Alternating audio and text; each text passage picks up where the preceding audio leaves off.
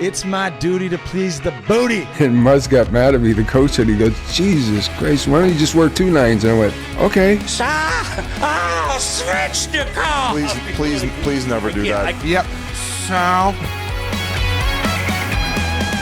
Hello, everybody, and welcome to episode 497 of Spittin Chiclets, presented by Pink Whitney from our friends here at New Amsterdam Vodka and the Barstool Sports Podcast family. Wow, what a goddamn weekend. 2 Game 7s going down the wire. The first round is officially over, and Biz is crying in his beer. Oh, wait, he's not drinking right now. The Leafs are done. See you later, Biz. See you later, buddy. You're not liking it too much, are you? You got me, all right. Great job bringing the energy early. All right. I mean, fucking Bill, guy. are you still? I know. Take Biz, I a gotta sniffer. Say, you were like I say in defeat. You were very gracious, very classy. The text. Yeah. What else is he supposed to be? He was a fucking goon before it. So what's he? I mean, oh, you're not a he fucking had nothing goon left. You're not a goon ever about your Oilers. They win. We get out of the first round. We have success. You couldn't even suck. make it to playoffs throwing a fucking hissy fit after 15 fucking games. Quitting the team. Bud, what are you talking listen, about? You're out there guaranteeing victory. I Talking felt all confident. this trash. You got to back it up. What else are you going to do after you lose? Besides be gracious. I'm emotionally drained on top of being gracious. I had a lot of tire pumping to do for the Boston Bruins, finding themselves out of that mess, boys. And I mean, it wasn't looking good for them. Right back from the after Game 6 post-game press conference from Monty, he was all fidgety. I thought it was such a I didn't like the move of bringing in the emotions of the disappointment and anger from Game 5 to Game 6. I thought that was probably the worst move. I'm proud of the boys in blue and the way that they performed, given with the injuries and all the bullshit and drama and the soap opera. What was that first round series? But obviously some changes are coming, and we're going to get to that with some long dialogue here. Mm-hmm. I thought that a lot of guys not making a lot of money showed up big in that series for Toronto. I think that there were some disappointments. Wasn't crazy about the post-game press conference by Keith Weaver, but let's throw it back to you, Ray, so you can kind of set the table for all this. Absolutely, like we'll get that a little bit. Of course, we're going to say hi to our buddy, Matt Murley, the Merman. What's going on, buddy? How are we whacking him lately? How we doing, boys? I'm doing good. I hit my Game 7 EBR rule number 3. I hit the unders on both of them, so I'm pretty excited about that. I'm very happy for my friend Monty because I thought they were in real trouble there, Game 7, and it did not look good for them at all. I'm exhausted. I feel like I played in some of these Game 7s, staying up all hours, but I have no way to complain because I think there's another guy in this podcast right now that's even more tired than me. Oh, yeah, we'll get to him in a second, though. We got to save him for last. But our producer, Mikey Grinelli, you were at the live stream Saturday night. Looked like you had a fun time with Feidelberg and Marina. And after all, you're my Joseph Wall. That's when everything changed. That was it. He cursed injured him. Joseph Wall. You cursed the team. Dwight Eisenhower was the president the last time the Leafs beat the Bruins in a playoff series. Don't even know You're who that a clown. is. The Leafs are a clown. What bill's he on? Frauds. The core 4, the sore 4, a bunch of losers. They'll never play together again, which is the funny part. Well, it's not the funny part. It's the positive part. And we'll get to that in a little bit. Hey, good comeback there, but it's very true. If you're gonna change something, it's gotta happen. Gotta happen. Getting high. Biz, I didn't know you were a big Oasis guy when you retorted back. Yeah, it was one of my favorite albums growing up. I remember. I think it was in about 3rd or 4th grade when that came out. It was awesome. I mean, so many bangers. It's too bad the brothers couldn't get along and they fizzled out. I don't know what I don't know what the feud's about. I mean, I know it's not as intense as Drake and Kendrick Lamar right now. I don't know if you guys have been following that going back and forth. Holy I've shit. seen like the noise about it, but I haven't heard the songs, and I probably wouldn't even get the references. But apparently, it's pretty simple. One's pretty accusing deep one. rooted. Some like pedophile comments. Like that's when it's usually a little deep. Yeah, we got Epstein Island comments and Bobby Brown shit. So it's the mud is being slung. Wait, Bobby Brown? What's Bobby Brown tied up in? Didn't he? I mean, is he not known for raising his hands to Whitney? Oh, okay. I wasn't sure. All right, I didn't know what you're talking no about. Shit. That aspect. Oh, it's all this shit. So much shady shit. Let's move it along. Ryan Whitney, the Whit Dog. You have a big announcement for the audience. I'll send it over to you, buddy. Well, yeah. First off, guys, this show is presented by Pink Whitney, New Amsterdam's own flavored vodka. Pink Whitney, the #1 flavored vodka in North America. So I'll kind of go into why we were celebrating with some Pink Whitney. Merle's showing the hat. I'm wearing the hat. Great new lid right here. 47. It's pretty sick. So check one of those out if you're inclined. But warmer weather, colder drinks, Pink Whitney on ice, out on the lake soon enough, out on the beach soon enough, northeast, out on the golf course, tailgating, everything going on. There'll be some crazy tailgates before the Carolina Hurricanes have their home games against the New York Rangers.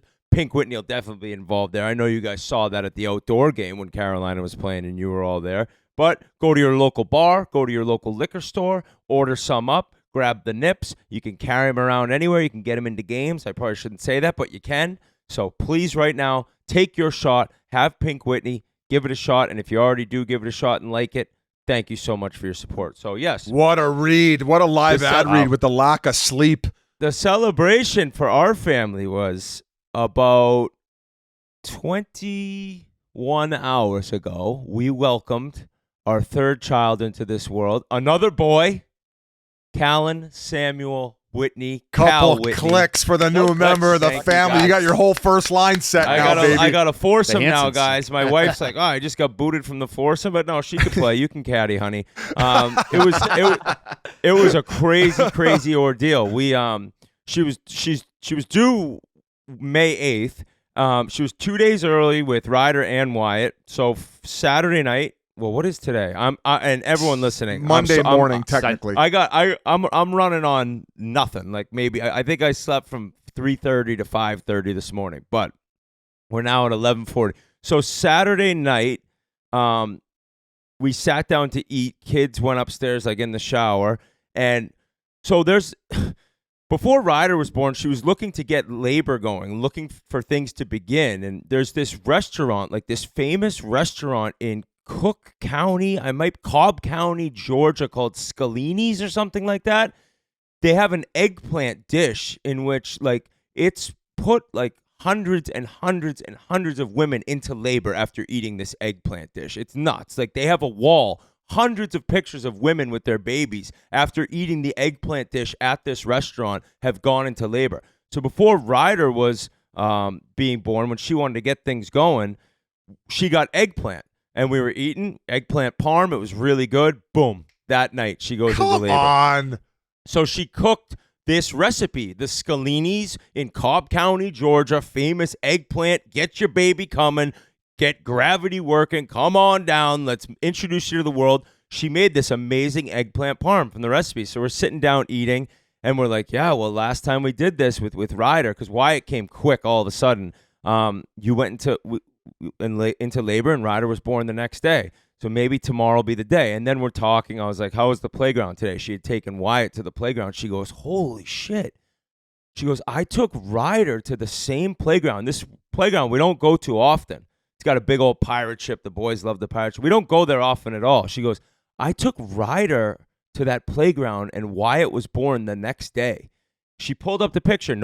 Wyatt's November 16th. November 15th, 2020, she had pictures of Ryder at this playground. I go, oh, with the eggplant in this playground, we could be getting this thing going tonight, right?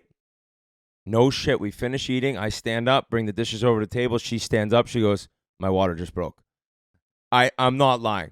I go, holy shit, here we go. So called my mom up. She came and hung out for when the kids, like, if they woke up. Now, game on, okay? Game on. But this is just the beginning. Contractions are far apart, and the game's starting. I'm like, all right. So she goes upstairs. Her mom was at the game. She leaves the game, comes. Her sister comes, and they're all just hanging out upstairs, and I'm just kind of watching the game, waiting for go time. You know, it could be 2 hours. It could be 10 hours. Who knows? So first intermission, I go up, how you doing? You know, she's doing okay. Contractions aren't bad. Second intermission, I go up. She's kind of in one. Now the midwives are here. Third intermission, I'm like, it's overtime. She's like, are you kidding me? Breathing all heavy, walking around. And sure as shit, pasta scores. Game ends. I go upstairs. Baby's born an hour and a half later. Get the fuck out of here. Get the fuck. Unbelievable. How do you not name him pasta? Timing is everything. I was actually talking about naming him Sway. Like, kind of a sick name too. Sway Whitney. Like, Sway Whitney, yeah, absolutely. Kind of a baller move, but we went with Cal Whitney. So the funny part was, like, I was watching the game, but I could kind of hear her upstairs, so I do my little like check-ins. But you can't do anything besides support. But then right when I got up there, she was in the shower. The midwives are like, she's pushing, but she's kind of in denial. Like she thinks it's just contractions, but she's actually pushing. Then she came out, got into the bed, got her out of bed, ended up delivering him. One knee on the floor, dude. One knee on the floor. She just delivered him. He popped out. The midwives caught him. All of a sudden, skin to Crosby skin. knee Oh, drop? my God, I could get emotional. Any father out there knows what I'm talking about. I don't care if it's your first child or your 10th. Like, when you see life come into this world and it's your own blood and it's your family and your son, and we didn't know. We were like girl or boy. I'm like, dick, it's a dick. We got another one. We got another one. And so it was just this incredible experience. Why'd she do the Crosby knee drop? Is that like a thing? She was just trying to get comfortable, dude. Like laying down, she couldn't, so she stood up and was kind of leaning over the bed. Little leverage. And then it was so bad, like in the contractions during the push, and she went down to one knee. All of a sudden, starts crowning, and boom, he came out. So Elias it was Pettersson just should take notes. It was and like just all. What'd you say? I said Elias Pettersson should take notes. Remember that empty netter he had in the first round? He's got to bend the knee. Buddy, I was a little thinking leverage. I mean, balls isn't the correct word considering she's a woman who just gave birth out of her vagina. The balls my wife showed, just all natural. The second time at home, all natural. She's a beast. She's an animal. Best woman Wish I've Marner ever had met, a little I'll bit of that ever know. Oh my God. So we have 3 boys. We have a full line, as Biz said. It was an amazing experience. I'm gassed right now. I can't imagine how she feels. But it was just a special day. So far, he's been, like I said, he's been on this. So earth. you go from eggplant parm to placenta parm for tomorrow's night's dinner? The placenta. Some women eat the placenta after they turn into pill form. They can do that placenta's out of this house. It's gone. We're not eating the placenta down the garburator. Would you? But like there are some guys on the Leafs who could probably eat some placenta and maybe end up giving a little bit of effort and overtime on the back check. Yeah, help out with that torn heartilage. For sure. Yeah, exactly. No torn heartilage from my wife. So an amazing experience. We got 3. Big relief.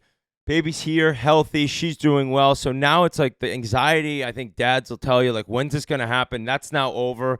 Can just get our life going and probably not sleep for the next 3 months. But it was an amazing game. And because it was a home birth, I got to be on the couch watching the entire game. What an amazing unbelievably dramatic game. Unreal. And we took some heat. I took some heat online for calling Canucks Preds Game 6 one of the worst hockey games I've ever watched. It was just boring, and maybe because it was Game 6 and not Game 7. Game 7 it would have been different. Yes, the Bruins and the Leafs was a little bit sloppy. The third period got incredible.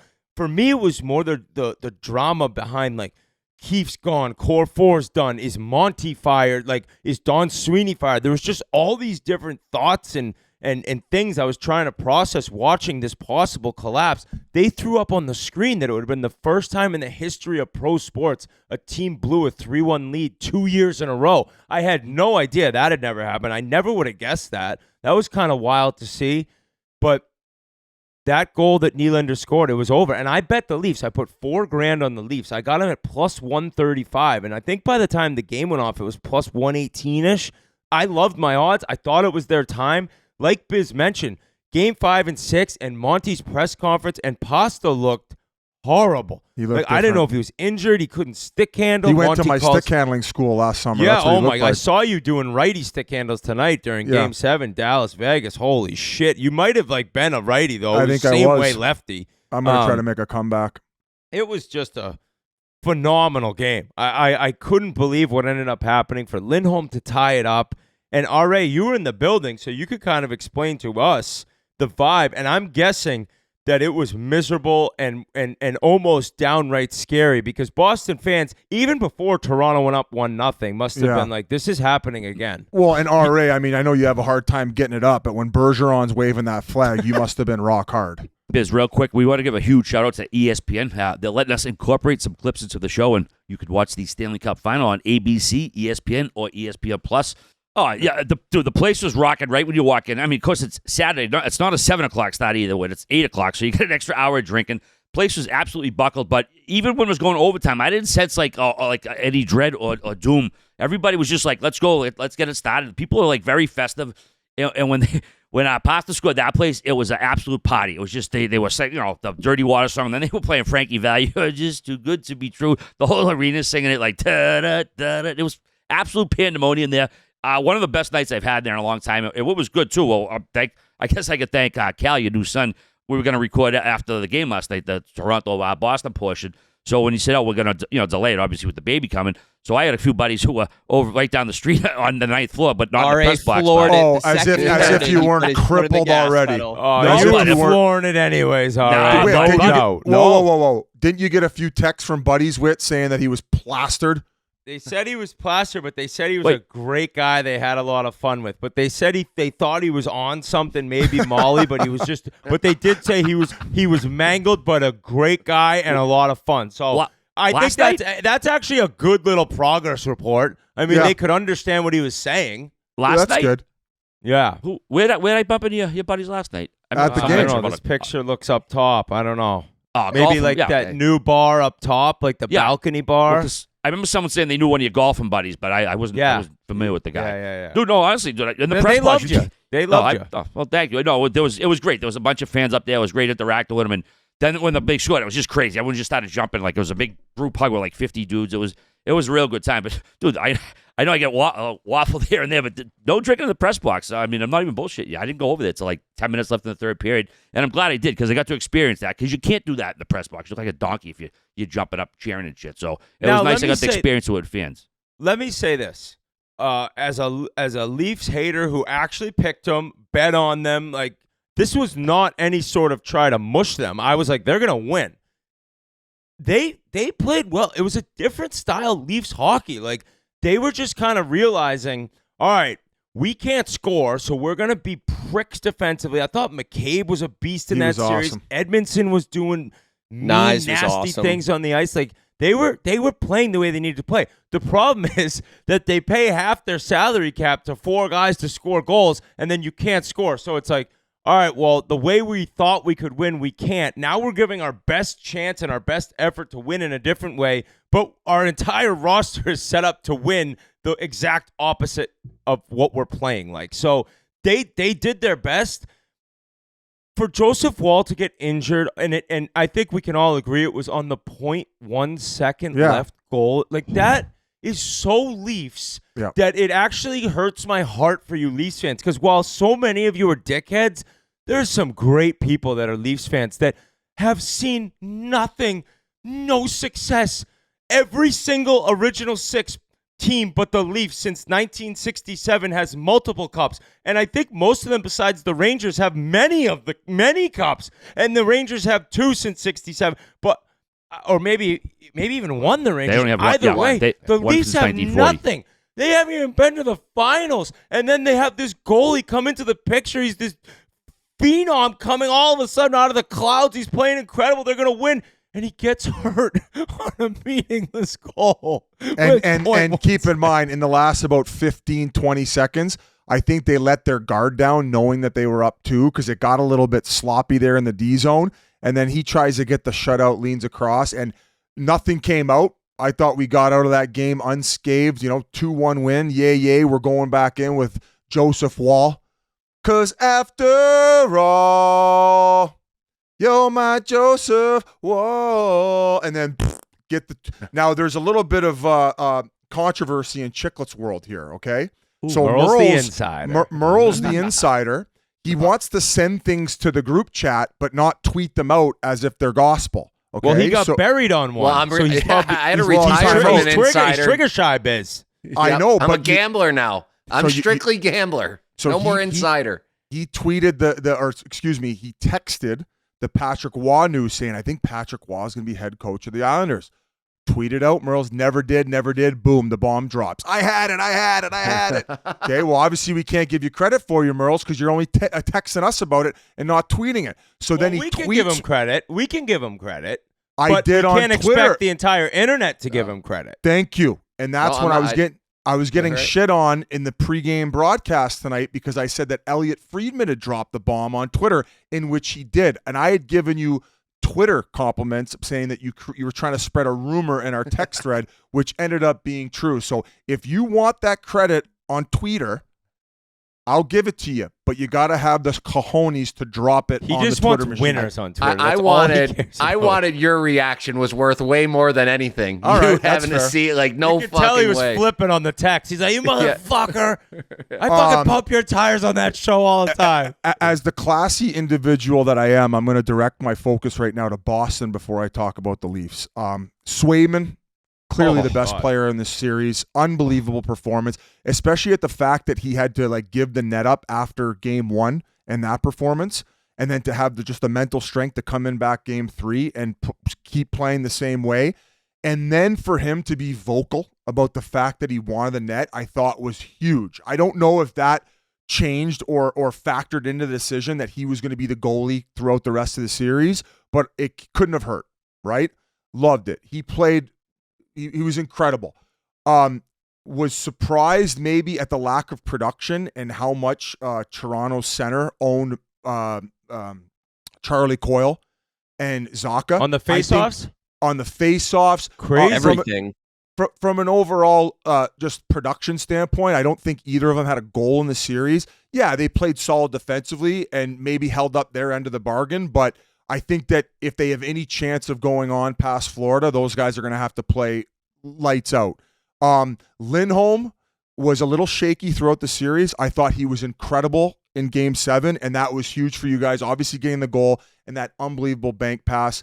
I thought the bottom 6 for the Bruins brought it almost every single game. And then obviously Pasta coming up huge after being called out by Monty. I thought that was a huge moment where, once again, in that press conference, when it came out of his mouth, I'm like, oh, I don't know if you want to be that aggressive about it. You guys might have a different opinion. He looks like a genius now at the fact that Pasta came to play. I thought he was good throughout the whole game and then came in the clutch in overtime.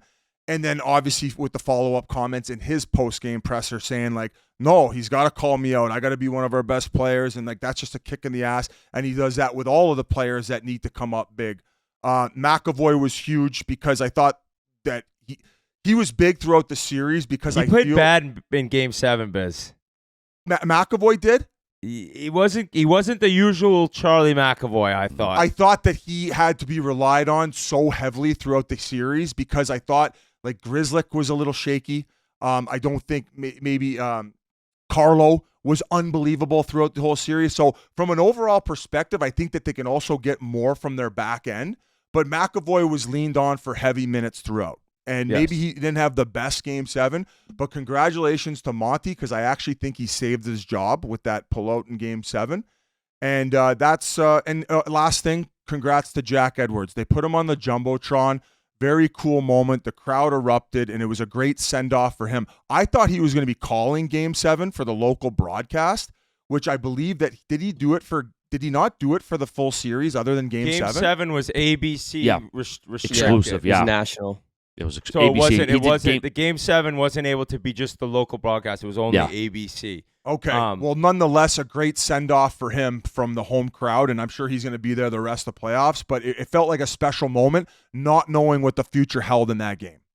Biz, real quick, got to shout out Kevin Shattenkirk too. I don't know if you guys heard, but Yeah. apparently he gave like a really emotional speech to the team before Game 7, just talking about how like you got to appreciate these moments. These moments don't come around often, and a lot of people ripped on the Kevin Shattenkirk signing when it originally happened, but he's proven to be pretty valuable. One, throughout this playoffs, but two, in the locker room. I think that's something people don't really think about a lot. So I think that was a huge speech, and yeah, I think that was awesome. Yeah, I good was a part leadership of the one day of those before. speeches. Gary Roberts, I think I've told on the pod in the Stanley Cup Finals, gave us one of those speeches. And Maroon talking about Shattenkirk's speech was more about like appreciating what's going on right now and not looking to the future and not thinking, I'll have another chance as a young guy, blah, blah, blah. Gary Roberts talked about winning the Stanley Cup in Calgary as a young guy and being like, oh, I got a bunch of these coming up. I'll be back here no time. I'll be in cup finals, conference finals. Like, I'm just a young guy. I got my whole career ahead of me. And he talked to us about like all of a sudden your career's coming to a close and you realize that the moment you're in right now could possibly be the biggest moment you ever experience in the NHL. Now, there are veterans for the Bruins who have been in bigger Game 7s for the Cup and different factors to things like that, but when you're talking to a group and you get through to guys as a veteran of like how much you have to cherish what's happening in your life at that moment, and it's a part of your life that you've worked towards your entire childhood and adult life. Like, you have to appreciate and leave it all out there. And I remember Gary Roberts was talking to us. There was tears in people's eyes listening to this guy. It was like the description of a career in trying to excite guys and motivate guys to appreciate everything you have at that moment. It's like live in the present. And I guarantee Shattenkirk talked about, like, dude, I'm at the end of my line, and all of a sudden, like, you just never think it'll end. And this is the first round, but this is Leafs Bruins. This is talk about legacy game with Domi, game 5 or whatever. This is a Bruins legacy game. Who knows what the hell happens with that organization if they lose. Now, if Florida goes out and crushes them, I don't know if there still will be changes, but there won't be anything to the magnitude of if they'd blown that series. So hearing that was great. What was the other Bruins aspect I wanted to mention? Oh, Lindholm, buddy, like that guy, he came over from Anaheim and he was phenomenal. And then last year with this record-breaking regular season, he was amazing. And then he was kind of brutal in the first round, but it came out he had a broken foot. Oh, okay, he'll be ready for the regular season. He wasn't great this regular season either. Looked like he maybe lost a little bit of a step and kind of things were questioned and written about, like, what's up with this guy? And then the beginning of the series, it wasn't great either. That is a big game player grabbing the moment and figuring it out and stepping up at a time when the team needed him more than ever. And that goal, while it was a weird little shot that caught Samsonov in the arm, and then I think the post and in, he waited that split second. It was almost like the fans in the arena RA must have been screaming, shoot, especially Bruins fans, shoot. So it happened like so quick. It was like, I mean, boom, boom, it was in the watching, net. you're like, oh my God. And then he just waited, picked the corner, and what was it, 55 seconds after the Leafs scored? Yeah, not too long. Like, Nylander scored. I'm like, this thing's done. And then Swayman made that save in between the Leafs goal and the Bruins goal on a tip. I don't remember who tipped it. Maybe, I think it was Edmondson, wasn't it? I think it might have been Edmondson. Did he rush in and get that tip? I think it might have. I'm pretty sure it was, actually, because he's a pretty unlikely guy to get a tip at the front like that. But Lindholm doing that and then Swayman making the save. And without Swayman, dude, they're not winning that series. Everyone knows that. And then that play in overtime. Now, we can get into Biz's opinion as the Leaf guy.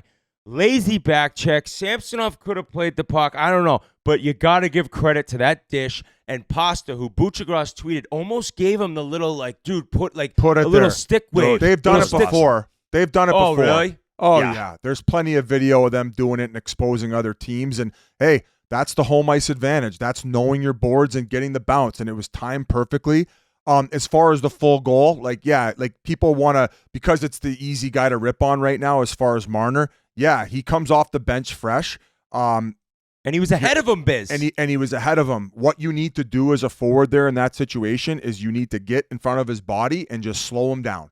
That's your job as a winger, especially come playoff time, is help out your defenseman and just turn on the switch in your brain to have somewhat of a defensive mindset and set that pickup. Was Riley already back, maybe assuming dump? Yeah, I felt like he'd already retreated and wasn't even holding the line to begin with. So the fact that he was flat-footed and couldn't get back to that bounce in time, sure, it just ended up going in that perfect spot in between him and Samsonov. Now, yes, some people can also blame Sammy for not being on his toes and alert because I feel like that was an easy poke check. I feel like that puck did bounce close enough to him off the wall where he could have just gave it a poke, but he didn't, sat back in his net, and it was unreal execution by Pasta to go forehand to backhand, and then he got it up.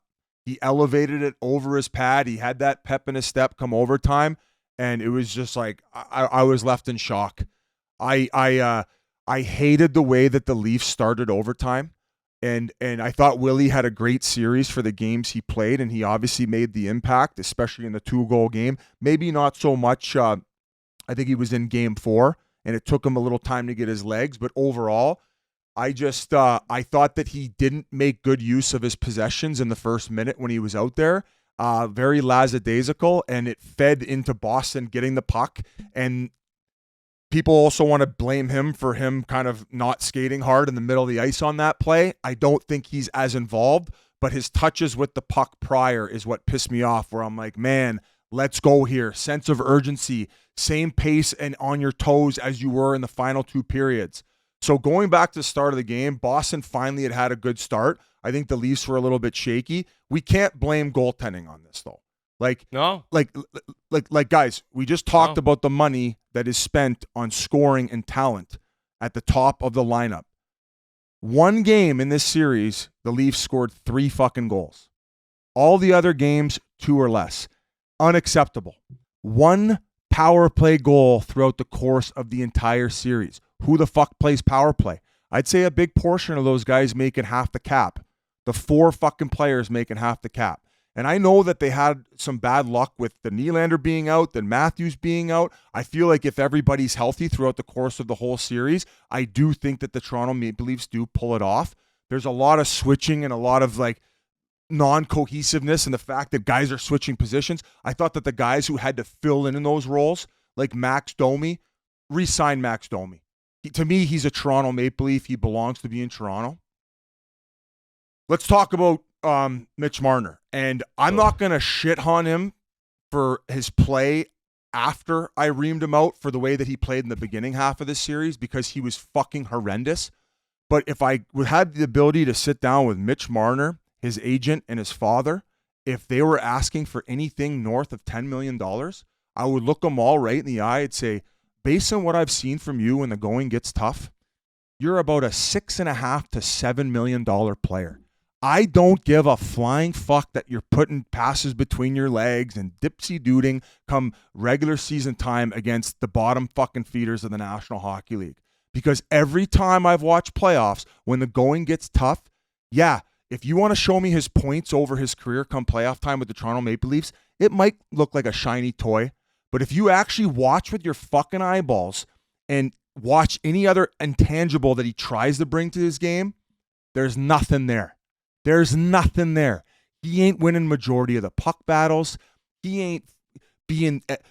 Wyatt Johnson was way slipperier than him in that series against a big boy series, mind you, a bigger boy series than it was against Boston. Wyatt Johnson was way slipperier than him. If you're not going to win those puck battles and you're not going to be making those backdoor tap-in plays, you better be getting fucking slippery and fucking making something happen. And he didn't do fuck all. I don't give a fuck about the junk goal he scored when he went between his legs. Yeah, he set up Nyes for that pretty goal as well. How many points did he even finish with in the series? Tell me one game as an $11 million player that he somewhat took over. Tell me one game where you were like, oh yeah, Mitchie had his stuff.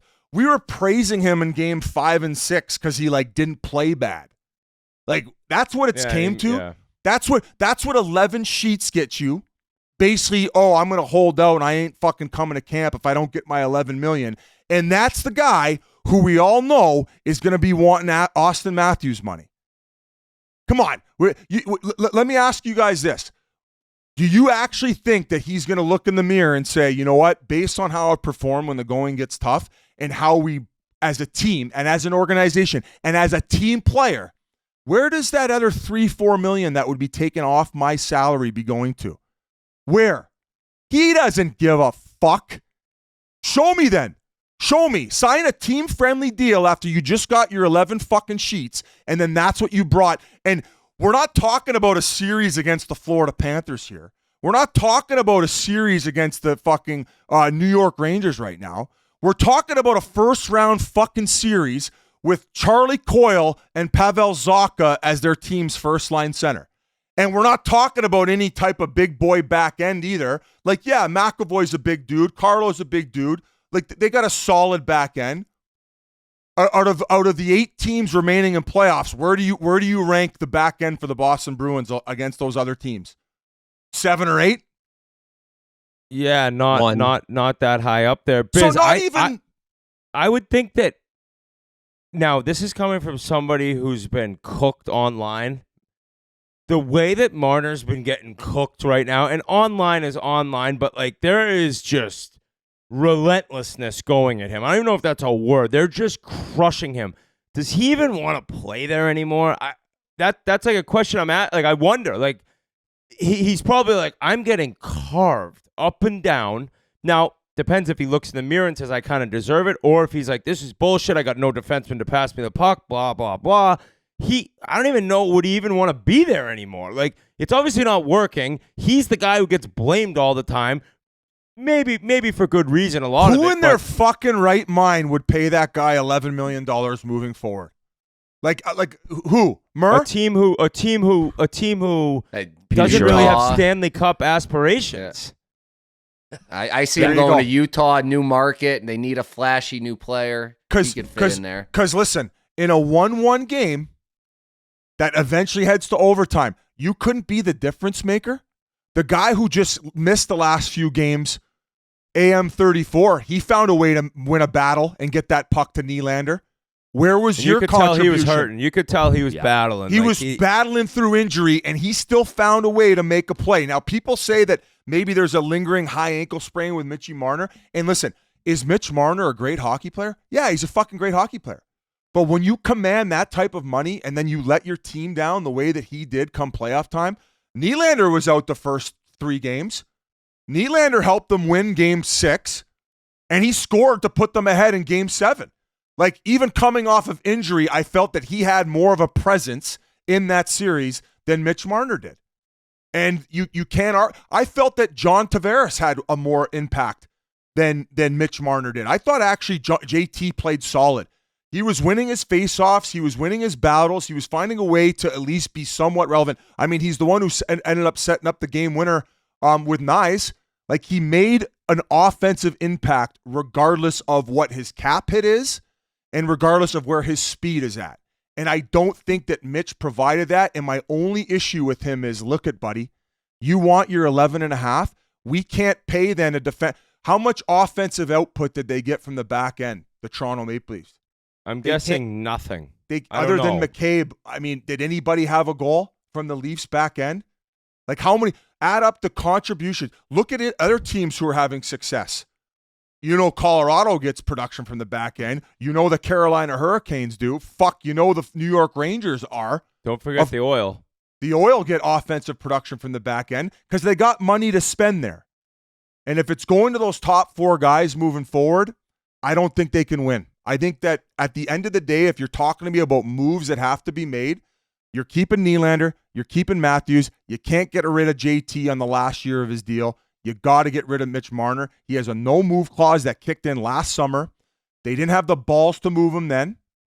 They thought, let's give him one more kick around the can here. Let's give him one more fucking chance at playoff hockey. And it didn't work out, and he showed you what he is. If he wants to stick around and sign a deal this summer once July 1st as a team-friendly deal for $7.5, $8 million, great.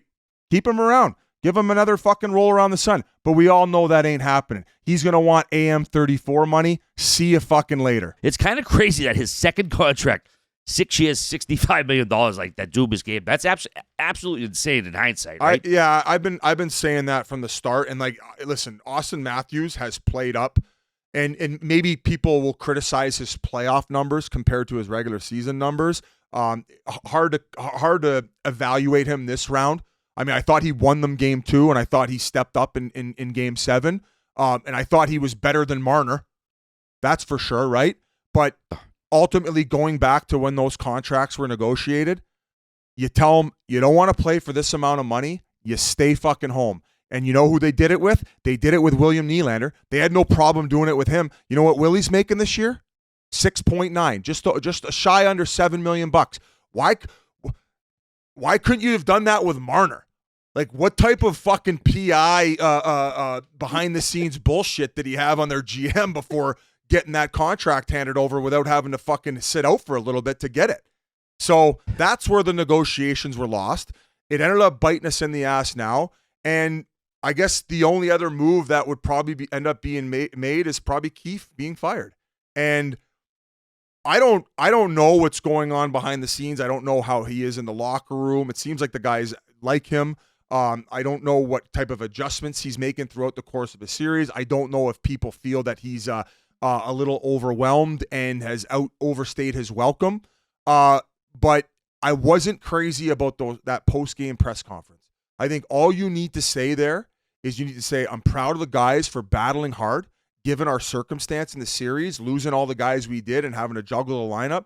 We brought it all the way to Game 7 in the overtime, and proud of my guys. But he said, I believe his quotes were, people play us in hopes that the Toronto Maple Leafs end up beating ourselves.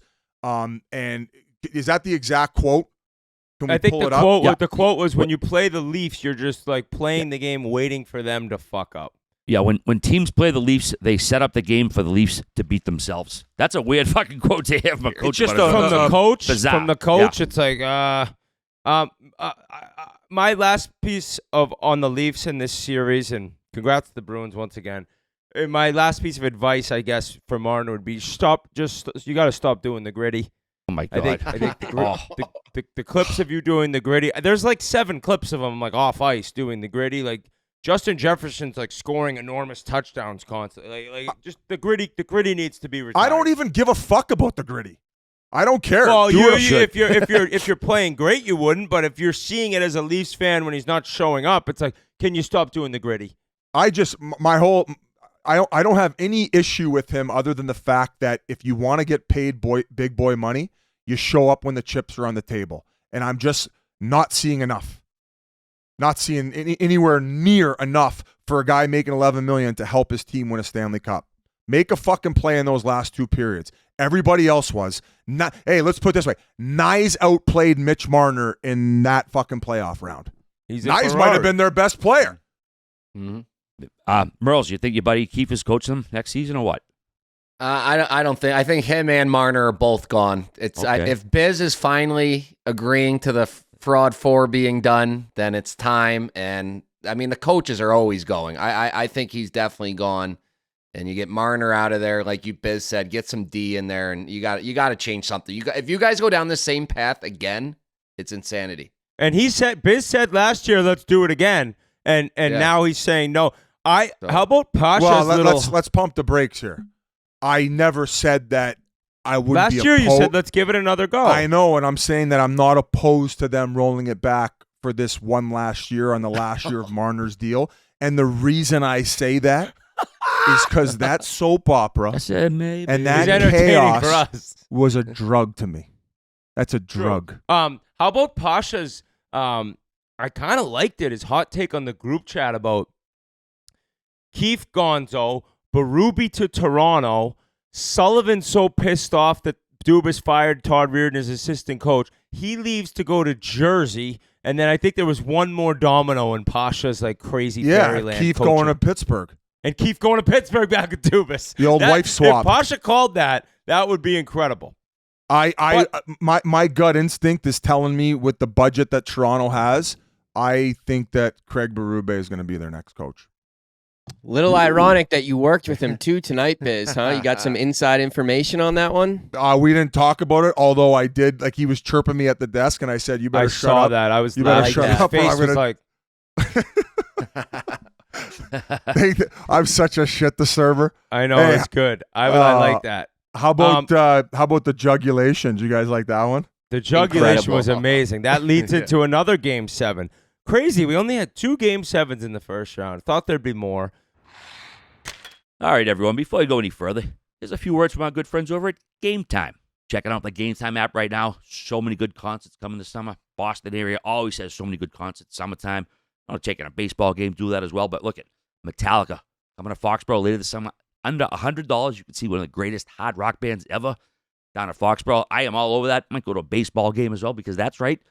Thanks to Game Time, the official ticket and buyer of Barstool Sports, you don't have to worry about anything when you're buying tickets for your next big event because Game Time is the fast and easy way to buy tickets to all of the sports, music, comedy, and theater events near you. They get the flash deals for sudden discounts, zone deals for when you're feeling flexible, and their lowest price guarantee means that if you can find the same seats for less anywhere else, Game Time will credit you 110% of the difference. Game Time is the best place for last-minute deals with up to 60% off of your favorite events. What are you waiting for? Buy these Metallica tickets right now. A little headbanging down Foxborough later this summer. All over it. So take the guesswork out of buying tickets with Game Time. Download the Game Time app, create an account, and use the code Chiclets for $20 off your first purchase. Terms apply. Download the Game Time app today. Last minute tickets, lowest price, guaranteed. the Dallas Stars are for real. Do you remember? I have to come on and apologize once again. I was incorrect. I said, I don't think this team's beaten Vegas 4 out of 5 games after losing the first 2 games at home. They get it done. And they get it done with depth, and they get it done with a 20-year-old star that's turning into a superstar right in front of our very own eyes, Wyatt Johnson. Now, whoever would have thought Dallas would have gotten through that round without Pavelski doing anything? If you told me Pavelski was doing that little offensively, I'd be like, they're done. Nope, because they got Wyatt Johnson, and they got Ottinger making big saves, and they went down 2-0 at home, dude. Do you know how many teams are so fragile where that's done? That series is over. But they have veterans in there. And DeBoer, if you've been in 8 Game 7s and never lost one, like maybe after 3 you can be like, okay, dude, 8? He's 8-0 in Game 7s? Like, explain that one to me. That's one of the craziest, most impressive stats I've ever seen for a coach in the NHL. Yeah, that is absolutely insane. He's due, man. I mean, he's been to 2 or 3 cups already with he's had success Jersey. everywhere he's gone. Yeah. He won Memorial Cups. He's a fucking G.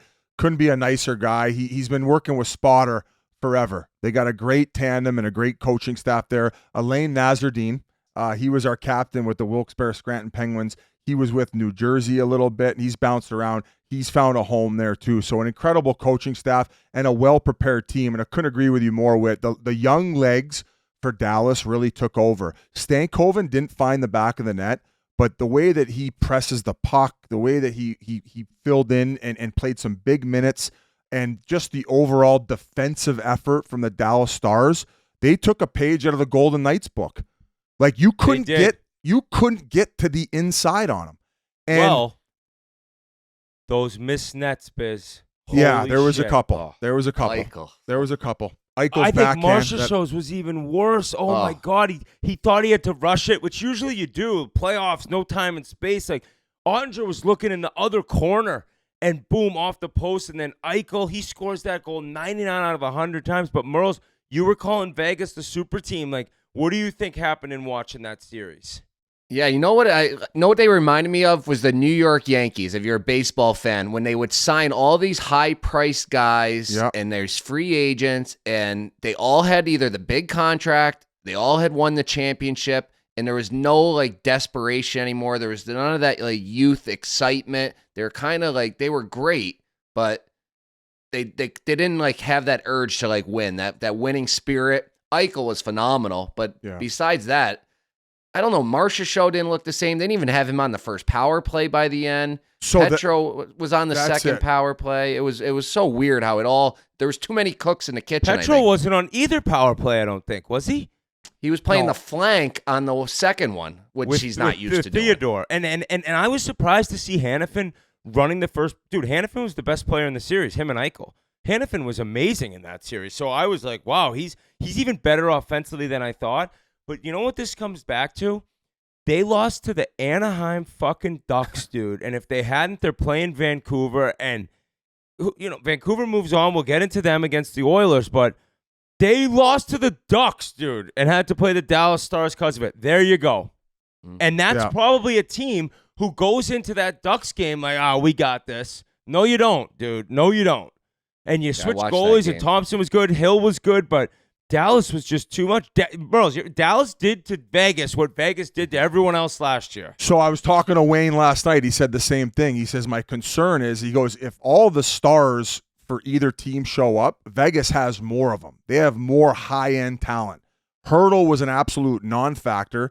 Barbashev was a shell of himself compared to last year. You just mentioned Marchessault, where all of a sudden you have all these big pieces where certain guys aren't playing in certain roles where they were used to playing, and then all of a sudden that ice time's being divvied up, and all of a sudden a guy like Theodore, who's used to getting his touches throughout the game and having his confidence being in that one spot, is now not in that one spot. Now that bumps down Pietrangelo, so he's not getting the same ice and touches, and then everything gets thrown off. So it's like you want all these shiny toys, or at least you think you do, but sometimes it can throw things off. And look at Dallas. How many moves did they have to make at the deadline? One big one. They got Tanev.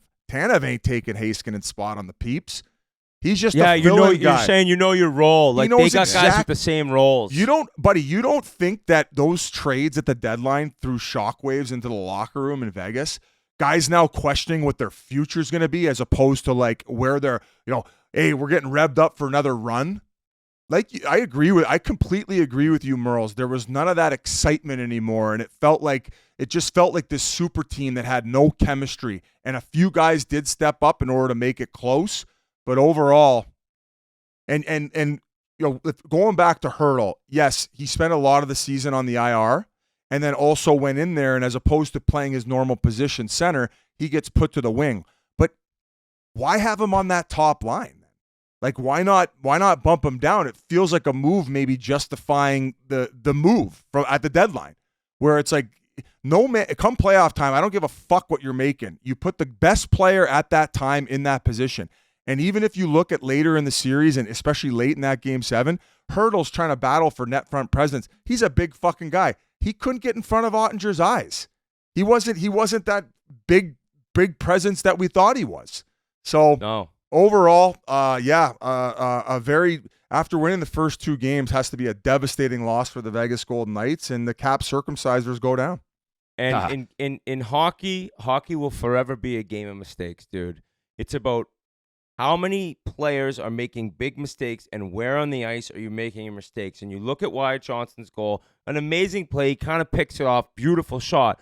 But Shea Theodore, it's a backhander in your own zone. It's not off the glass. It's through the middle of the ice. Boom. That's a mistake in an area of the ice you cannot make. And actually, the way that Stevenson scored off, Howden scored off that awesome pass. Amadio was like the best player for Vegas. I know I said I was going to Eichel say that. Amadio he was doing his job, but Nils Lundqvist, Dallas is playing with 5D. Lundqvist is playing 5 minutes a game.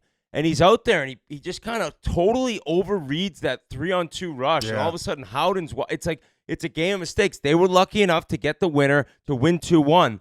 But Vegas made way too many mistakes in awful areas of the ice throughout that series that it just caught up with them. That's the only worry I have going into, like, play Colorado. They're not even going in. They got home ice against Colorado. But I don't know if you can go 5D, dude. Like – you need those 6 guys. You need those 3 pairs and having cohesiveness and really feeling each other on the ice, knowing where each other are going to be. They're rolling 5 and Lundqvist is getting like a shift of period.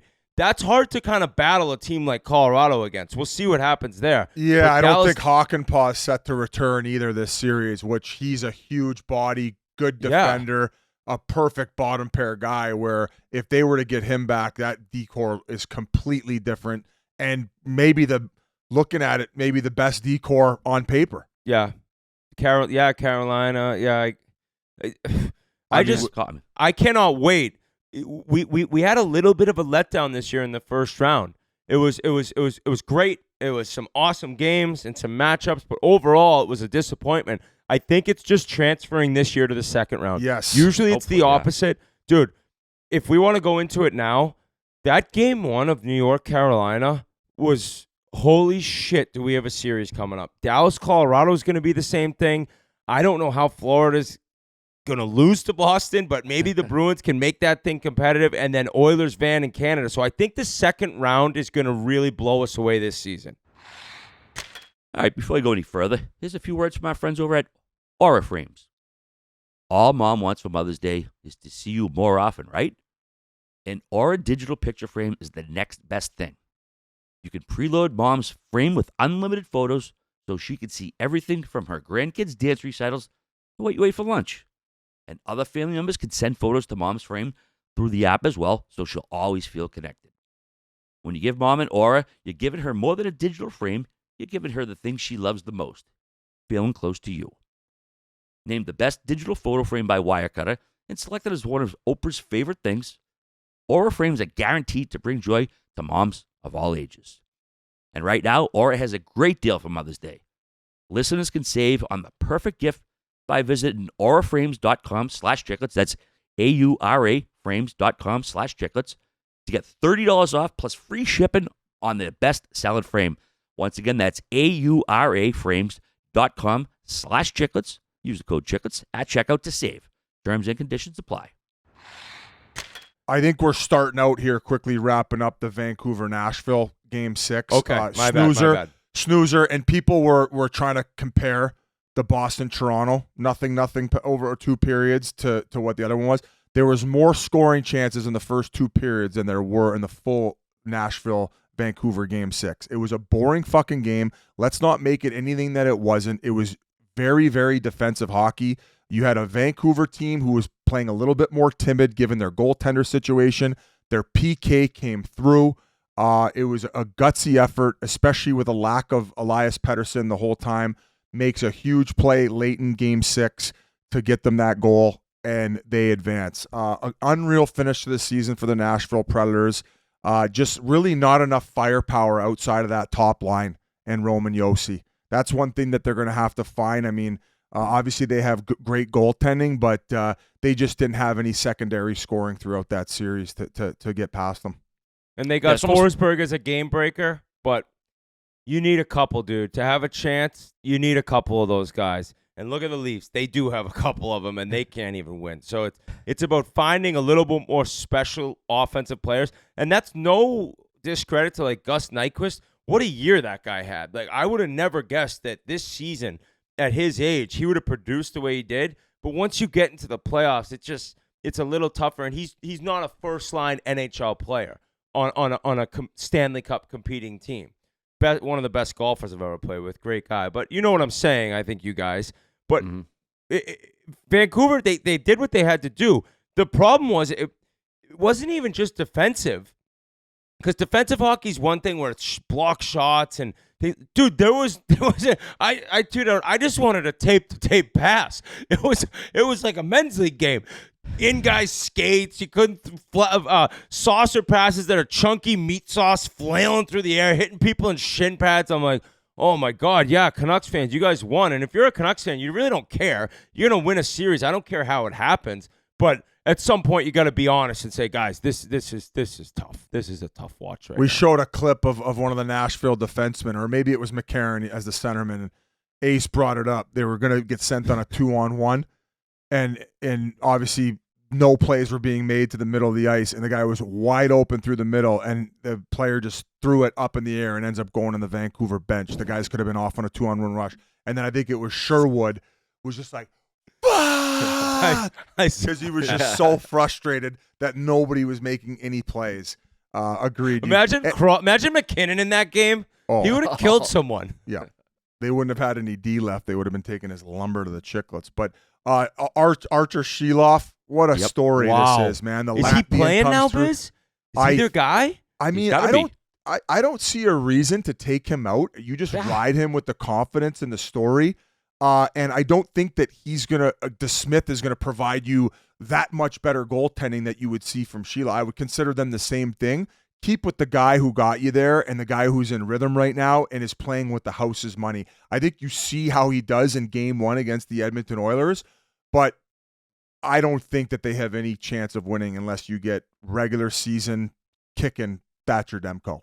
I don't know how quickly he's going to come back from injury. My understanding is maybe halfway through the second round, but overall, I don't know. You got, I guess, the game breakers and the people you have to commend out of that Vancouver series. Brock Besser had a hell of a round. Yeah, Connor Garland. Garland in that series, third line. I thought that the depth came to play better for Vancouver. I thought the third line was probably the best bottom six line in the series for Vancouver. Garland obviously had the trade rumors coming at the start of the year, Joshua and all that bullshit, but JT Miller as well. He was the horse, and he was the guy going into Game 6 after they laid the egg in Game 5 at home. He brings out that awful T-shirt that Archer Seeloff wore to the game, or Seeloff wore to the game. Did you see him wearing it in pregame? How did he get that over his shoulder pads? I don't know. Imagine how big that looked on Sheloff's, like in his street clothes. Oh yeah. But I love that move, dude. You saw how tight Boston was going into Game 6. Bingo. You know, and like you saw Monty, and like I don't know what happened in Game 5, and then all right, that's the other side of it. Hey boys, we're here, we're fine. Loosen up. We lost the game at home, big deal. And JT Miller's done an awesome job as he has all year in really being the leader on that team.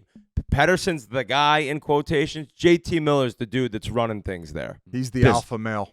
I think it's a no-brainer. They go with C-Laws. 2-1, 170 goals against, 9.38 save percentage. There've only been 3 shutouts in the whole playoffs. He has one of them. I mean, you have to go back with that kid. No brainer, in my opinion. Yeah, and he only had 9 career starts prior to the playoffs. He hadn't played a game in like 3 weeks. First rookie goalie in Canucks history with the series clinch a win as well. So great story, man. I wouldn't be surprised if this kid keeps it rolling next series with you think boys. Vance beating him? There's a little difference. Hyman and Draisaitl, McDavid shooting on him than the Nashville Predators. I think these stories are great. A guy comes out of nowhere. We've seen it a bunch of times, but we'll dive into Edmonton too. Whit. They knocked off LA pretty easily. Third year in a row, they knocked them off. Any concerns at all? I mean, they disposed them pretty quickly. You don't have any major concerns with them, do you? I would imagine you do. No, like I keep saying on my spaces, feed me Vancouver, and then as a father now of 3, like I'm sorry, I saw that little motherfucker in Vancouver screaming fuck Hyman, and he's like fuck Jack Campbell, like, and all these fans like. You guys can want this smoke, and I said Merles was hated by Canucks fans, Pasha was hated by Canucks fans.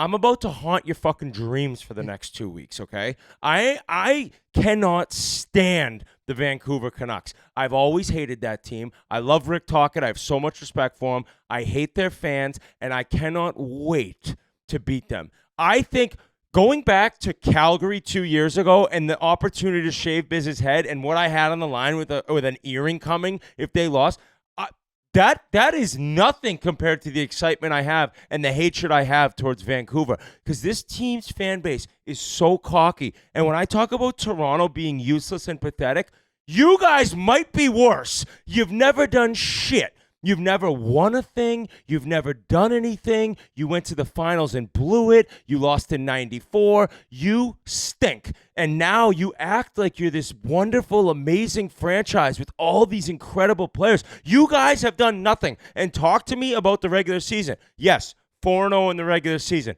Winnipeg dummied Colorado in the regular season. How'd that work out in the playoffs? Not to mention 3 of the 4 wins against Edmonton was in the first 11 days of the season when, yes, all of them are coming at me. Did I quit the team? Yes, I quit the team. Do I regret it? Yes, I regret it. Will I always have to pay the debt of being a quitter in the first 12 games of a season? Yes, but I hopped back on, and I got my apologies out of the way, and I was open and upfront and honest about how much I fucked up. You can't be open and honest and upfront about how much you guys are useless and have never accomplished a thing. So when you beat us 4 times in the regular season, 3 was with Woodcroft when we stunk, and then you got us again. It's a whole new ball game. And let me tell you something right now. We got Connor McDavid, okay? Connor McDavid is the greatest player in the world. We've talked about this. Leon Draisaitl, I think, is better in the playoffs than Connor McDavid, okay? So you got your first line, and you got JT Miller playing against Connor McDavid. If you think that Elias Pettersson has a chance in hell of playing against Leon Draisaitl right now and shutting him down, if he's going to continue how he's been going this first round, you're crazier than I fucking thought. All you Vancouver Canucks fans, you're in for a rude-ass awakening because the regular season's over and the Oilers are coming, boy, and we're coming strong and we're coming fast. And I cannot wait to go into your building and shut you stupid fucking fans up, even though I love you too and I love Where the Streets Have No Name and I really appreciate the pregame intro and the anthems in Canada. You got a different story and a different team coming to your barn now, boys, and it's on starting Wednesday night. That's all I have. WWF Lovely promo. breakdown. Because I swear to God, Vancouver, Joshua is that's a great third line. They have depth. The Oilers are such a better team. Now, they're minus 265, probably a little aggressive there. All year, the Oilers have been like a top 3 favorite. Well, not all year, prior to the season, and then since they got going, a top 3-4 favorite for the Stanley Cup. I always think their odds are probably a little inflated due to McDavid and Leon. So the series line's a little whack to me, but I don't see it going 7. I think we can beat him in 5, but I think we'll beat him in 6. Yeah. I think what are you going to do against that power play? No. Well, okay, so Vancouver was incredible in the first round against Nashville's power play. Exactly. So if they come remotely close to that, they will have a chance in the series. I think that without Thatcher Demko, that becomes even more unlikely. And if they have any type of passengers, including Elias Pettersson, they're toast. They're done. For all the reasons that you mentioned, I don't care how many fucking Quinn Hughes buzzing up and down the ice sequences you can have. They ain't beating that team unless they have every single hand on deck. And PP comes through as well. So special teams is going to be enormous. I have the Edmonton Oilers winning this series in 5 games. Okay, now, if you're going to be an Oilers fan and kind of look at doom and gloom side of things, yeah, besides Quinn Hughes, who's amazing, it's a big D. Zadorov's enormous. Soucy's big. Myers is enormous. But it doesn't matter. Edmonton is so quick. And Leon right now, you guys, I don't know if everyone's watching Oilers games. All you East Coast people listening, unless you're true diehard hockey fans, people have to work. Like, these games have been starting at 10:50. You have to just stay up and watch Leon Draisaitl play hockey right now. Because it's speed, it's finesse, and it's power. Dude, this guy's getting it in the corner and just literally just shielding the puck. He's standing still. And yeah, Zadorov's enormous, and some of these guys are going to try to put their body on him. He will spin off you so fucking quick your head will spin, and then he's going to hit somebody backdoor for a tap-in. And you know what else is coming? Vancouver boy Evander Kane, who has found this other level that we've talked about the Oilers need for them to compete for the Stanley Cup. He loves the drama. He loves Everybody the drama. reads Spec. And how much drama is going to be in this series. By the way, Spec hit McDavid with some stupid question about the regular season again. I thought it was a great I thought it was a great question. Did you? Oh, Jesus. Gee, what do you got in Edmonton, Vancouver? I basically echo Biz's sentiment. I got Edmonton in 5. I think it's going to be light work. McDavid and Draisaitl are going to put on a show. I had it as a sweep, but I'm going to go Edmonton in 5. Speaking of bad questions, going back to the Toronto series, did you guys like me asking Nylander if they were going to get the power play going before Game 6? Buddy, anytime you ask a question like that gets like viewers being like, holy shit, I can't believe he asked that. That's an amazing question. Some of these fucking losers online are like, nice question. It's like, bro, this guy's showing up in fucking purple suits with a blouse on doing post-practice interviews with no shirt on with his fucking chain gang chains hanging off his neck. And he tried big timing you too. Yeah, I don't give he did. a fuck. I'm not then here he to got make 2 goals. You think he got 2 goals. You talked him into 2 goals. You think I'm here to make friends? Come on. No. Nonsense. Nonsense. Merles, what do you think? Trying to trim the fat. Yeah, I'm already on Oilers in 5. I agree with you with Draisaitl. He plays the whole 200 feet game. He's the guy that's always breaking it out. Next thing you know, he's into the rush. I have him in 5, but my big bet, because I don't want to lay that 260, is going to be the Oilers minus 1.5 games, so they can win by a sweep by 5 or 4-2, and it's only minus 140. So that's the way I'm going to attack this series. I love the Oilers.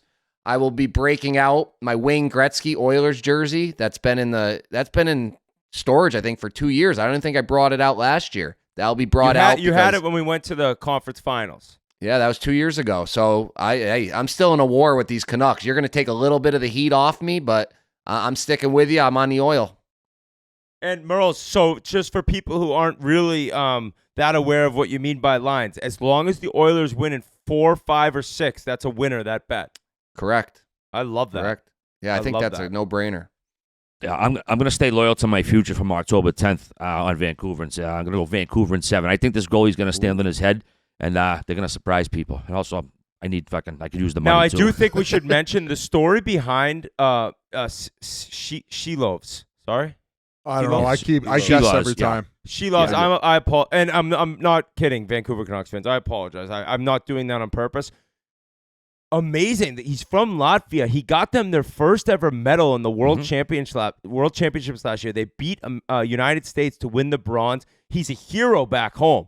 So it's kind of cool that, he's grinded this year. It's not like all of a sudden you do that, you're an NHL starting goalie. So he definitely has a resume, and he's definitely a guy who's proven that he can play at this level in that first round. It's just you're going against it's like you played Nashville. No offense to Nashville. You're hopping up into the big leagues now, and let's see what he can do. If RA's right and they win in 7, I'll take every single hate, tweet, and chirp I could ever receive because I'll deserve them all. But I got the Oilers in 6. All right, gang, before I go any further, here's a few words from our good friends over at DraftKings. the chase for the Stanley Cup continues. And the action at DraftKings Sportsbook, an official sports betting partner of the NHL, is just as hot as it is on the ice. With same-game parlays, live betting, odds boost, and so much more, don't miss out as the Stanley Cup playoffs wind down. Taking a look right now, I don't know who you're looking at. I like the Bruins, man. I know I'm a homer, but plus 160 on the series. I don't know. Going to take a little look at that. Edmonton, they're kind of a high price. Might look at Vancouver as well, but some dynamite deals here. If you like the underdogs, can't go any better than DraftKings. Also, if you're new to DraftKings, you got to check this out. New customers bet $5 to get $150 in bonus bets instantly. So download the DraftKings Sportsbook app now and use code Chiclets. That's code Chiclets for new customers to get $150 in bonus bets when you bet just $5. Only at DraftKings. The crown is yours. All right, guys, there's the predictions for that series. But before we get to the other series, I got to tell you what happened in the first round. I think it was all chalk. Was it all favorites pretty much that won? I feel like there was no big upsets. Right? Well, Colorado technically was the 3rd seed, but that's not an upset. I still think from a They were percentage favored. standpoint, they were up 52 to 48 from what people thought as far as what they're going to win. I don't know if that's from an analytic perspective, but not many upsets. No, so here's the official Chiclet standings. We got Army went 7-1, Pasha 7-1, Memes 7-1, Biz 6-2, Whit 6-2, G 6-2, RA 5-3, and my pathetic self 5-3. I tried to pull the upsets with Nashville, and who else did I have an upset? You're Tampa, right? Yep. So they were busts, but We like- pretty good we like showing you from taking all the this one. boys. Yeah, not too bad. I still can't believe that Tampa, Florida was that quick. I don't know how Boston's going to get by Florida, guys. No, I can't. I mean, see gee, it. you're a Swayman. Bruins fan. What? Swayman They is have the ball. only way.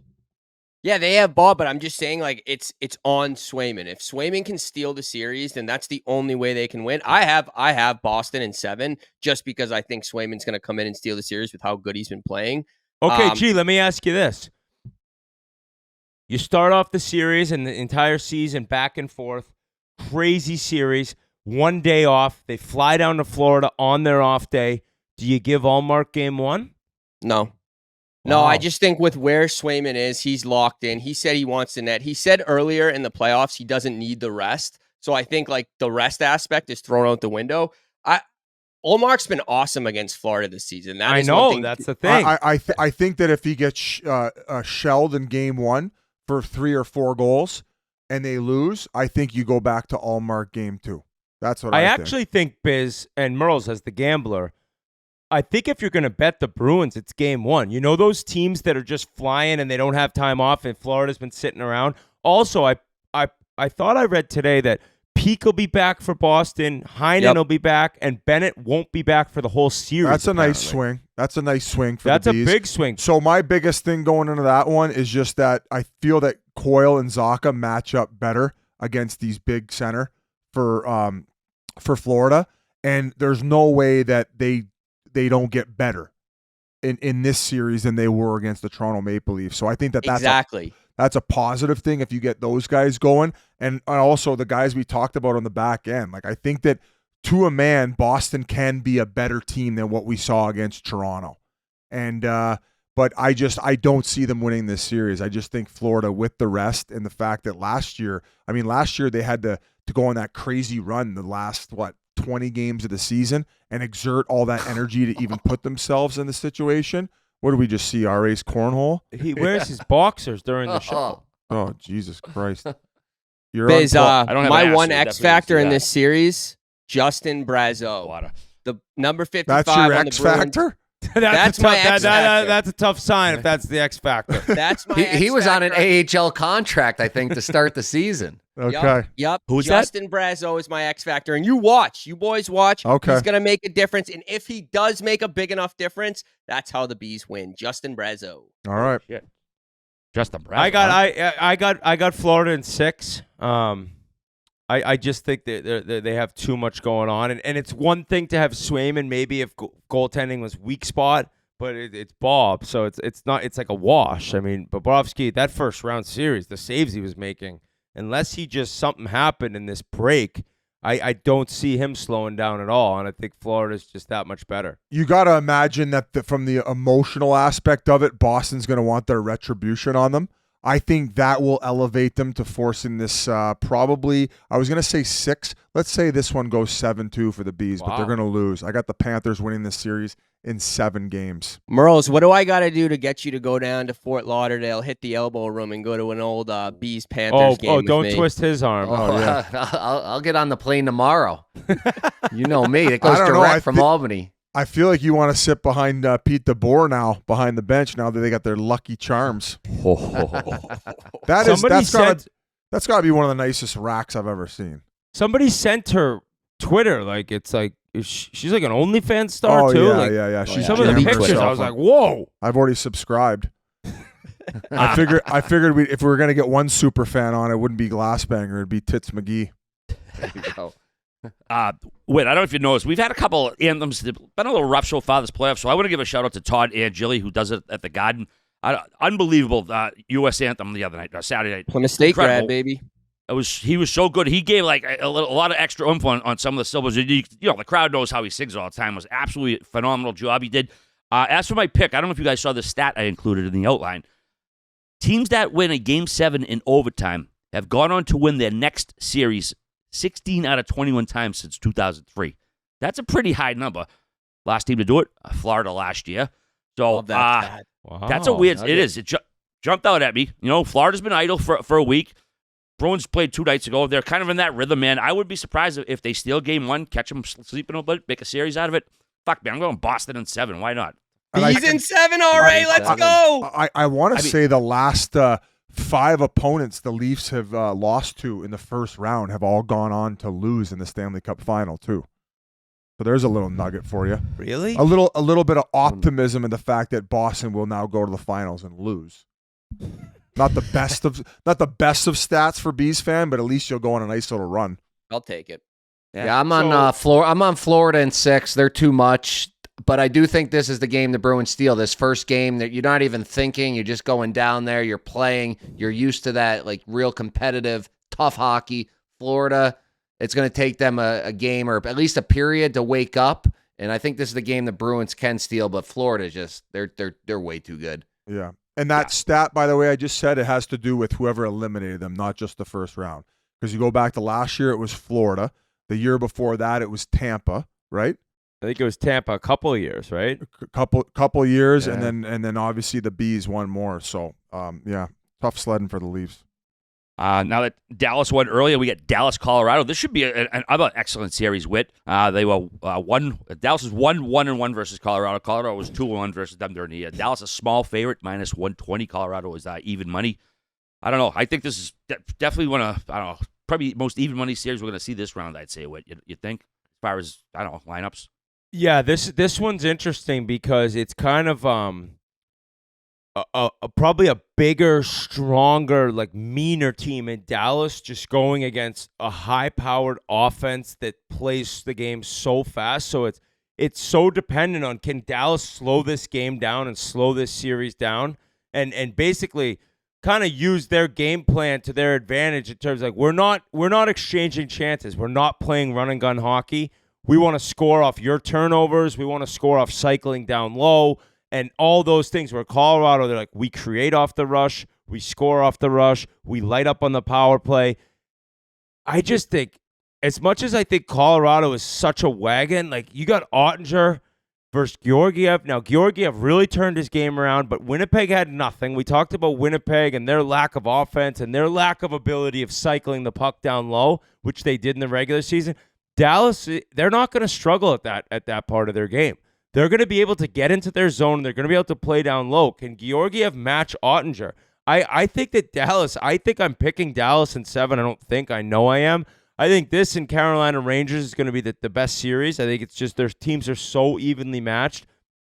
But Dallas has depth. They have 3 lines that can score. I don't know what the update on Marchman is. I don't know if he's going to be back. But if McKinnon is somehow shut down a little bit, then Dallas can get this done, no problem. The problem is I don't know if you could do that. I don't know if you could stop him.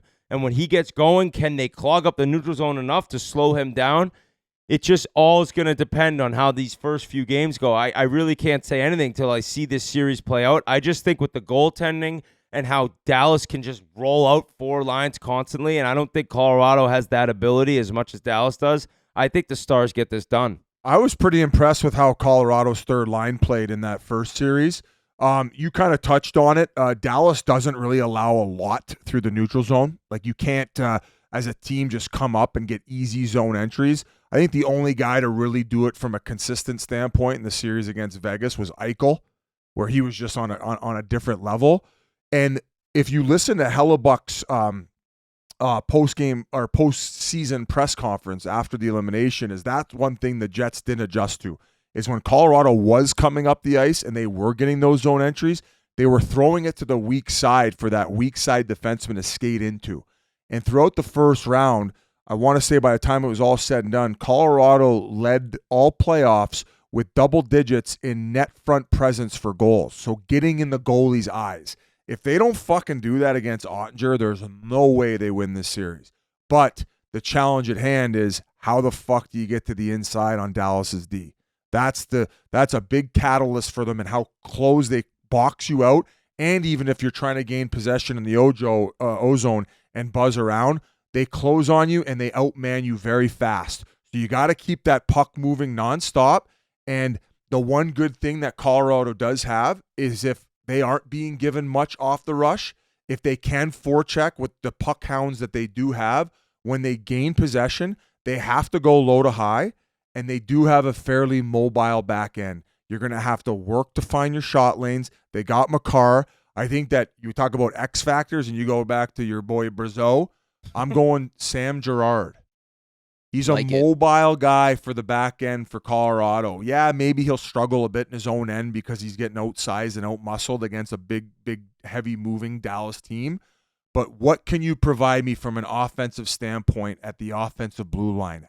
How can they get that movement and momentum to where it is creating a little bit of deception on Dallas to figure out and open up those chances like they saw against the Winnipeg Jets? But from Dallas is going to get their chances. They're going to come at you in waves. They got those young legs going with Stankoven and Wyatt Johnson along with those KG vets. I think that fucking Pavelski is going to be way more of a factor in this series than he was in the last.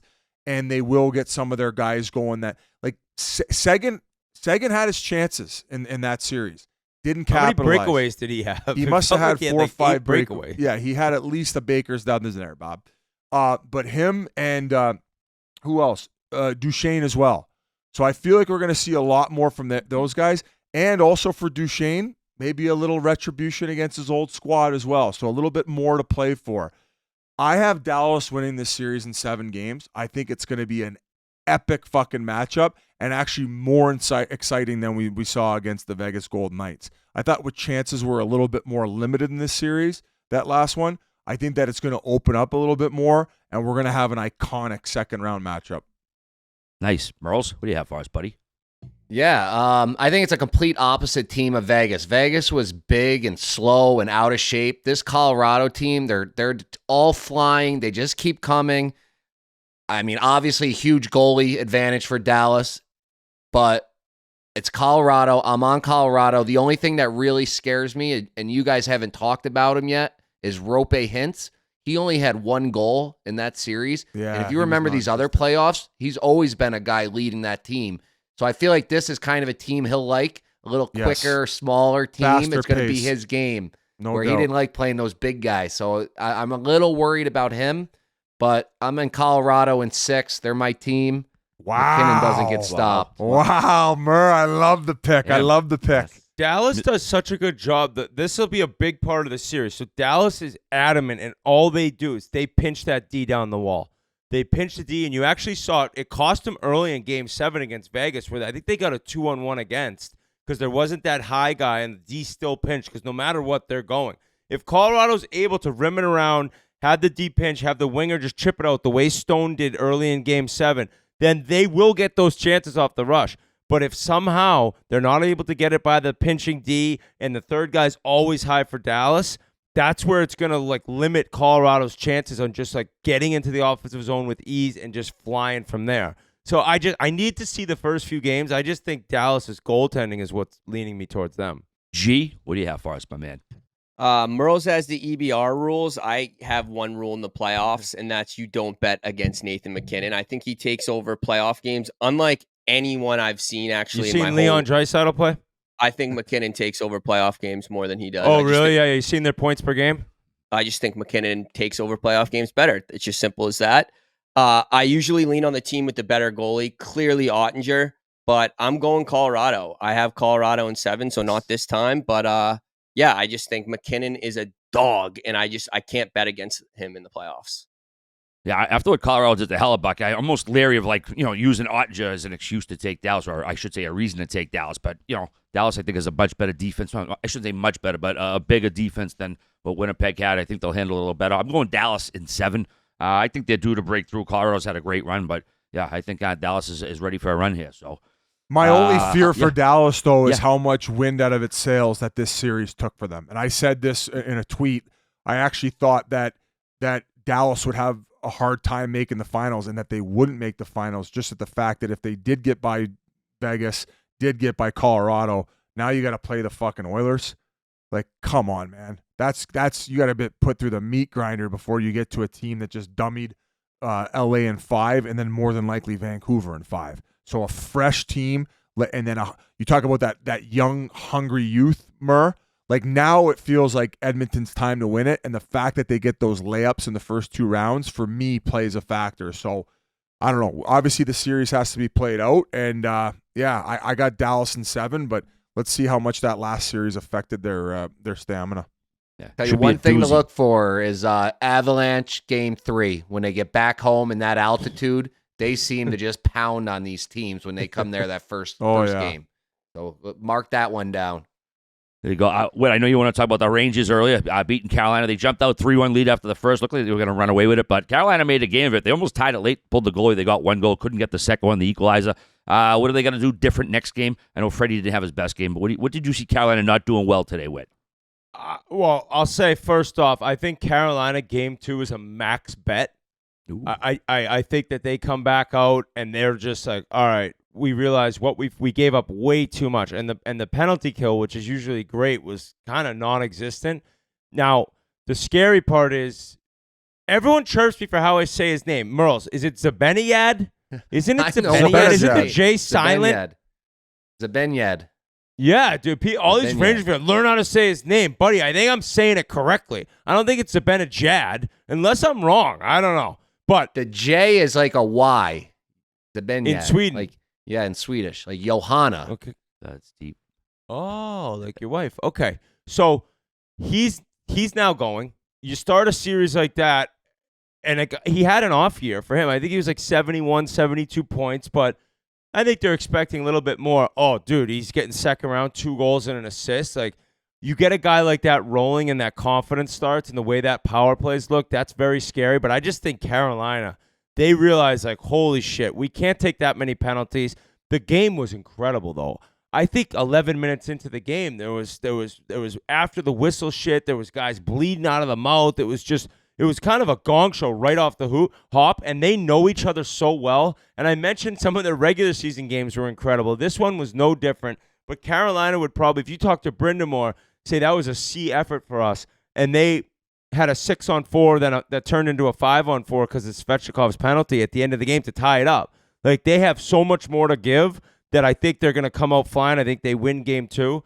But there is something special brewing in New York. I've said it for a while. This team, Shesterkin, Trocheck, and now Zibanejad going. It's like they just have a crazy aura around them. Now, Carolina's going to make things much more difficult, but I don't know what, like, for that penalty. All right, so Kreider comes in and he boards Jarvis. Brutal penalty, like easy boarding call. Jarvis, Western League boy, we know him. We're friends with him now after our interview. I think we could all say hops right back up. He got up quick. And then Trouba comes in. The puck is 3 feet away. How did Trouba not get a penalty for that? Crazy. That was crazy. That should have been a 5-on-3 for 2 boarding calls, or at least Trouba for interference. But Carolina's not a team that's going to sit back and let them bully them. I know they're not going to let them, but can they keep up with it, Whit? Like they were going after Svechnikov too, man. That was the one thing that I feared for this Carolina team going against this New York team, is the fact that outside of Fox, man, they got a big back end. They close on you quick, and they're motherfuckers, man. I think there's been a lot of growth there in a sense of how they defend and how they get numbers around the puck. And Laviolette has done a great job transforming that offensive-minded team to not be weak defensively. The minute they're back defensively, it looks like a way better. They're not giving up a ton of those east-west chances that we used to see. Some of the best special teams from a combined PK and PP percentage-wise in the regular season, that's carried over into playoffs where, I mean, their power play is clicking on all cylinders right now. I think they even had 2 shorthanded goals in that first round against the Washington Capitals. So the way that they move offensively too, and how they're able to set pick plays and how they're not too stagnant, I think is going to create a lot of headaches for Carolina in the man-on-man. You saw a couple times where guys just got wide open, including that first goal for Zibanejad. Like, when the fuck does that ever happen? That was just a full-blown breakdown where he was walking down Broadway all by himself. So I think that I still stick with my guns in saying that it's going to be the Rangers in 6. And look at the game-winning goal. We said that goaltending was going to be a huge factor. Anderson wants that one back. That Panarin squeaker ended up being the eventual game winner. That's a deflating goal to give up to Panarin there in that third period. So really, really, like, I agree with you. They're the forealzies, man, and that's a scary team. And I don't know if I would max bet Carolina in game 2. I don't feel confident about that. I think it's going 7, which I know Dallas just lost the first 2 and it went 7. I don't know if it's going to be able to go 7 without Carolina splitting on the road. I think they get game 2. I think the series is going 7. I think the Rangers are going to win in game 7. But did any of you guys see the trade for Roslovic and see him making this type of impact? And I don't know if you remember when he went to Columbus, like he went to Columbus from Winnipeg with Line A, right? Yeah. With Line A, and he was lighting it up early. And it was like he was outperforming Line A, and then things slowed down a little bit, and Columbus has been such a mess for a little while. But it seems like he's gotten over to New York, same thing. As he's gotten there right away, he's playing first-line right wing right now. And he goes around the net, and just that pass was beautiful. I mean, there was a stick in the lane. He finds Zibanejad, goal, boom, they're buzzing. They're off the hop. He's playing great. Lafreniere, has he scored yet? I don't think he has a goal. I don't think he scored in the first round. He hit the crossbar like in that game today. So you got to think he's going to get going. That's another scary thing for Carolina, that he hasn't even gotten anything going yet. So it's a great team. They have roles very defined, which I think is like Rempe has become kind of not a joke. That's not the right word, but like, oh, Rempe, what's this guy do? Well, dude, he's changed their team a little bit where he's fucking after the whistle. He's cross-checking Jordan Staal today. And he actually, that was a brutal penalty call. Brutal penalty call. Terrible. Like, Staal threw him into the goalie, and he gets a penalty based on his reputation. But, yeah, he's not going to score a ton of points. But, dude, he's out on the ice. Every single guy's aware of where he is. You know he's out on the ice. He forechecks like a madman. You know, I got to have my head on a swivel. He'll take a suspension on me. And I think Laviolette knows it. Like, I actually wondered before this series if he would even be a big part of the lineup, or maybe not even be in the lineup, because Carolina is such a different team. And I think they're looking at it like, no, like Biz is saying, like, we're just going to bully the fuck out of these guys.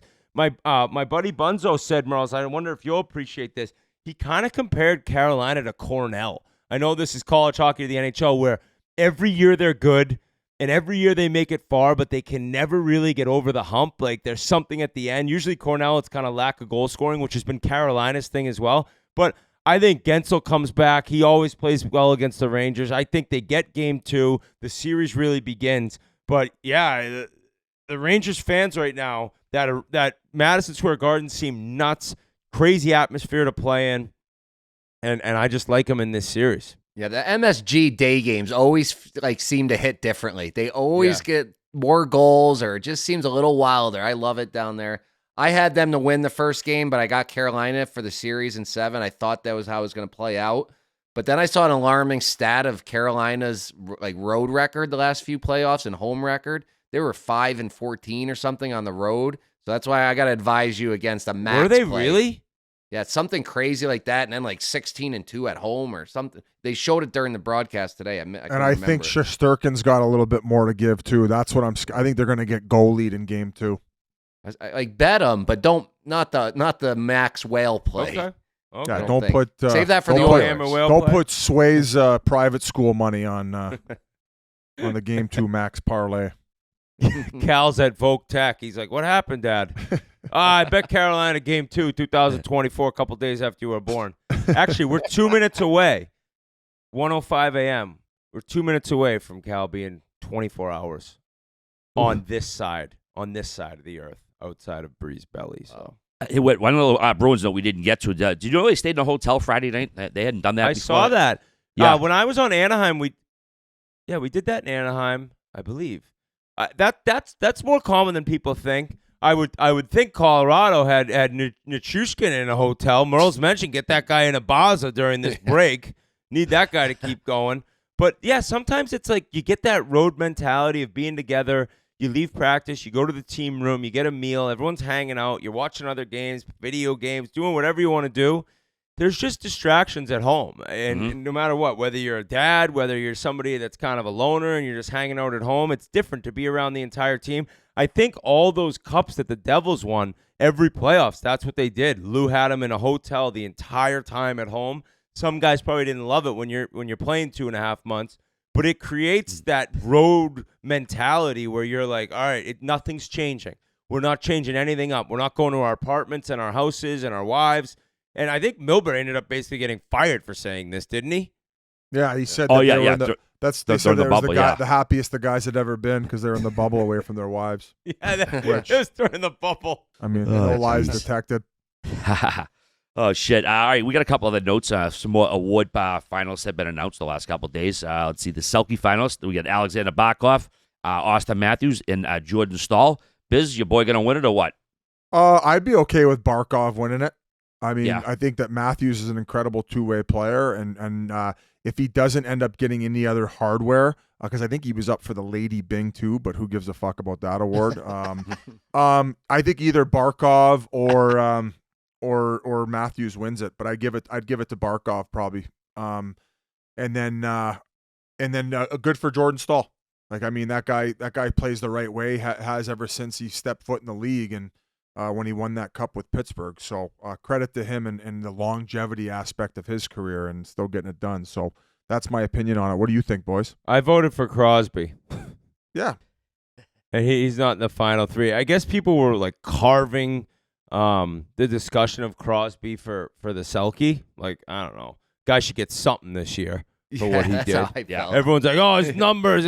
Like, I don't know, buddy. He's fucking playing with nobody, lighting it up, dragging Pittsburgh into having somewhat of a chance to get into the playoffs. I'm going to give him a vote for the Selke trophy. Yeah. Would be Yeah, pretty But I think it's insane for Barkov's Austin time. Matthews. I think it's Barkov's time. Would be insane for Austin Matthews if in the year he scores 69 goals that he's named the best defensive forward in the NHL. That'd be pretty nuts. Yeah. Yeah. Yeah. Jack Adams finals named as well. Rick Tocchet, no surprise there. He's going to win it. No surprise there. And then Rick Bowness, I guess maybe a mild surprise. What do you think? I don't know if people were expecting. I mean, he had a great year. I'm not just diminishing what he did, but you didn't hear his name much in the lead up. I to think the because he announcement. missed time, dealing with family That's right. stuff and his Yeah. wife's health and that type thing, that it was a little surprising because he wasn't behind the bench for every game. But I have no problem with him being in there with what the expectations of Winnipeg were and how they played and how the votes are put in before the first game in the playoffs. It makes sense to me. Who was the third on that? Bonus, Brunette, and Tocchet. Brunette. Yeah. The FU2 tour, another one that just went on this run. No one expected shit. I have no problem with that. If the Flyers got in, Torts was going to be there. Once that collapse happened, you knew that wasn't going to be in the cards. But No Jack Carberry? Adams, But come yeah, on, Carberry, they're I was fucking surprised. team- no. Carberry, here's the thing about the Jack Adams. And we talked to David Carl about this. Like, dude, you got guys signing extensions, never even coaching a game. You got Jack Adams coaches getting fired 10 games into the next season. It's like it doesn't even really matter. It's impressive, but it just shows that coaches have such short lifespans in the NHL now that it doesn't mean a thing. I feel like you win a major award, you get some room, you get some, oh, yeah, Jack Adams winner. Nope, fire him next November. It doesn't even matter now. I mean, Vancouver didn't make playoffs last year, and then he took them in the hardest division in hockey to win the division. You think Right? that's the hardest division? I mean, let's go through the teams. Well, you got San Jose, Anaheim. They're the two of the worst in the league. Okay. People Then might you say got- the Central this year because of Colorado, Winnipeg, and Yeah, between Dallas, Central and Dallas, Pacific. and Nashville. Dallas. But you got Edmonton. Who else? You got the Kings, who aren't. That's not an easy game. Who else? You Calgary got? was Vegas, Vegas. Yeah, Vegas is a Seattle was blah. Okay, so maybe maybe let's the say- Central. Maybe the Central, but Pacific's too. Let's say second hardest division in hockey to go from a non-playoff team to winning your division. A lot of questions answered. So the fact that Carberry made it with a bad lineup and then got dummied, but then yet they were what minus 40 goal differential. I think they heavily relied on goaltending and they were an AHL team. So let's not go crazy here. A little more coach news. Patty Waugh will be back next year, as will Lou Lamoriello for at least one more year with the Islanders. The Islanders were 19, 15, and 11 when Patty Waugh took over. He went 20, 12, and 5 with them. I mean, he did a great job. I mean, he got them to the playoffs. I mean, what does that team need to do, Merles, to get a little bit better next year? I know they're getting old. They're getting a little bit slower. I mean, it seems like they're treading the wrong way right now. They're Yeah, I stuck think in we were purgatory. talking about game notes. I think we talked about them. Like, they just need to change their vibe. I thought Lou would be gone and just change. They got to do something different. It's not working anymore with this whole They need to tank. I think. shade. This core will never win. They need to rebuild. Trade all the pieces away. Keep one guy. Maybe build around Barzell. But they stink. It's time to start over. Ooh, gee. Harsh Like take. it. We did mention earlier Todd Reardon won't be back with Pittsburgh. Kyle Dubas fired the Pens assistant. And yeah, Mike Sullivan pissed off. Do you think this will actually lead to like job changes with that people discuss? I don't know if it's conspiracy theories from Pasha, but do you think that something happens from this, that he gets mad at Dubas because he is signed for 3 more years at $5.5 million? Without talking to Mike Sullivan, I have no idea, but the way it was reported, and usually these guys, I think Frank Saravelli talked about this, and I'm sure Elliott's all in the know. It's clear that Sullivan was pissed off about it. Now, is he pissed off enough to be like, I'm out of here, like I don't want to be here anymore with all that money he has still coming to him, and looking at maybe like, all right, we still got Crosby doing his thing somehow, like what can Dubas do in this offseason? I don't know. Like I don't know if him gassing Todd Reardon completely fractures the relationship. That's just like such a hypothetical for me to try to answer. But if you're that loyal to a guy, and in coaching news being loyal, Well, like then figure out the fucking power play.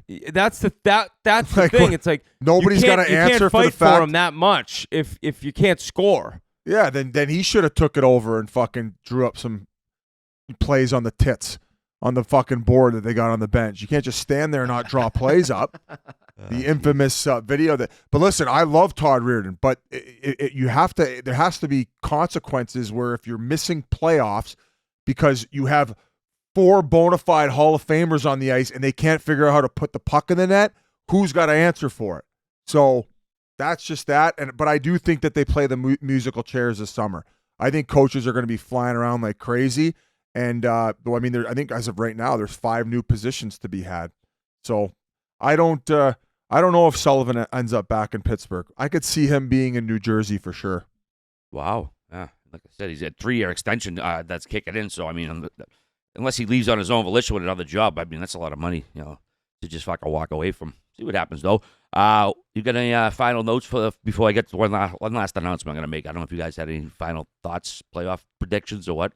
No, I mean, we talked about the tits behind the Dallas bench. I had that in my notes to bring up again. No, it's been, I will say, boys, I'm emotionally drained from that first round and Toronto giving me the little bag tease, the little blue ball special. Do they give you shit when you say blue balls on TNT at all? Do you get any pee-pee wax? No, I don't. They don't really say shit. I don't know. Like, they didn't say anything about the pubic hair I said that was on my face today. They didn't say anything about jugulation. I might get called in tomorrow. Jugulation was hilarious. Well, we had to shut out the tits on the bench. Come on. Oh, absolutely. Well, we do want to send our heartfelt sympathies to our good pal, Connor Donahue. He's part of the Big Deal Selects. He takes part in the Chiclets Cup. His dad passed away, his dad Gregory.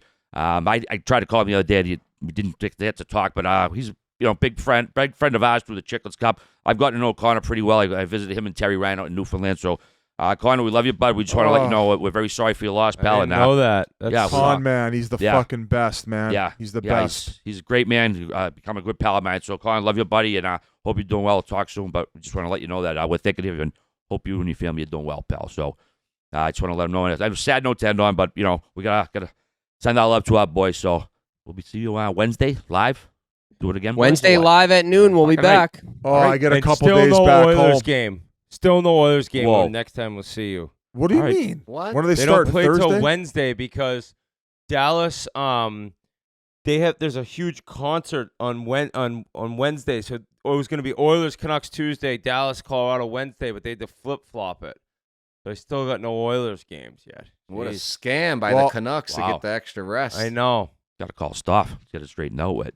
I All know. right, everybody. Enjoy your next couple days. We'll see you Wednesday live. See you guys. Peace.